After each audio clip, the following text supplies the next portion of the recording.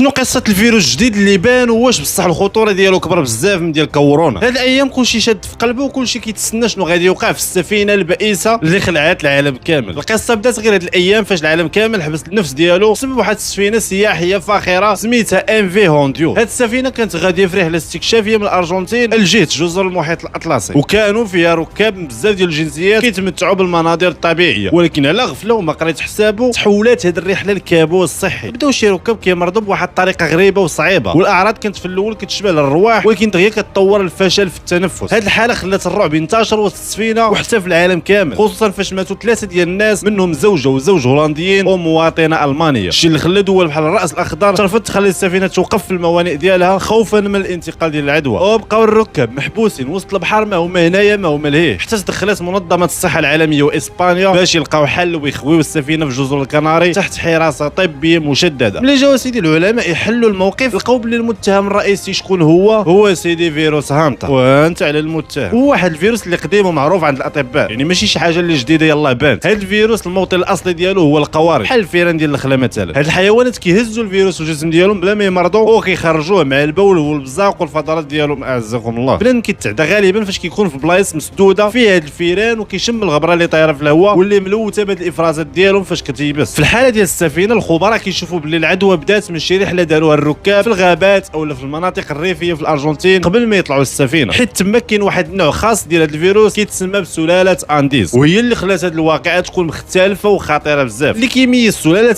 انديز اللي بانت في السفينه على باقي الانواع ديال هاد الفيروس دهانتا هو انه النوع الوحيد اللي كيقدر يتنقل من بنادم لبنادم، وهذا الشيء هو اللي شعل الضوء الاحمر عند منظمات الصحه، لانه اللي كانوا عارفين ان هاد الفيروس كيحبس عند الشخص اللي تعدى من الفار، ولكن هاد السلاله ديال جبال الانديز تقدر تدوز من واحد لواحد الا كان تقارب بزاف ومستمر، بحال الناس اللي كيتشاركوا نفس البيت او اللي كيعيشوا في بلاصه واحده ضيقه بزاف لمده طويله. هادشي علاش السفينه كانت بيئه مناسبه لهاد الفيروس، حيت الناس مجموعين في بلاصه مسدوده وكيشاركوا نفس البلايص. الا جينا نهضروا على الاعراض، فهاد المرض كيبدا بواحد الطريقه غداره في الاول، حيت المريض كيحس بالايام الاولى غير بالسخانه، الوجع في العضلات خصوصا الظهر والفخذ، العيا بزاف وشويه ديال الدوخه والردان. هادشي كيخلي بنادم يسحاب ليه راه غير ضاربو البرد او لو واكل شي حاجه ماشي هي هذيك، ولكن من مورا واحد 4 ايام حتى ل 10 ايام الامور كتحمض دغيا. الفيروس كيهجم على العروق الصغار ديال الدم اللي كاينين في الريه، المريض كيولي يحس براسو كيغرق وهو ناشف، وكيجي واحد ضيق تنفس حاد وكحه اللي ناشفه. وهذه المرحله هي فين كتوصل الخطوره لاقصى درجه، حيت القلب والريه ما كيقدروش يبقاو خدامين مزيان بسبب هذوك السوائل اللي تجمعت فيهم. بزاف ديال الناس كيسولوا واش هانتا اخضر من كورونا، والجواب هو